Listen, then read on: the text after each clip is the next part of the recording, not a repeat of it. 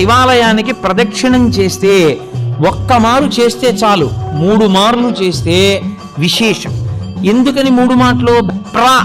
అంటే మీరు ప్రదక్షిణం చెయ్యడానికి కాళ్ళు కదుపుతుంటే మీ పాపములు కాలిపోతాయి. మీరు ఏ కోరికతో అలమటిస్తున్నారో ఆ కోరికలు ఇవ్వబడతాయి. క్షీ అంటే జన్మాంతరములందు చేసిన పాపములు కూడా కాలిపోతాయి. ఆఖరి ఊపిరి దగ్గర పాపపుణ్యములు లేని స్థితి కల్పించి మోక్షం ఇవ్వబడుతుంది. ప్రదక్షిణం, అందుకు శివాలయ ప్రదక్షిణం.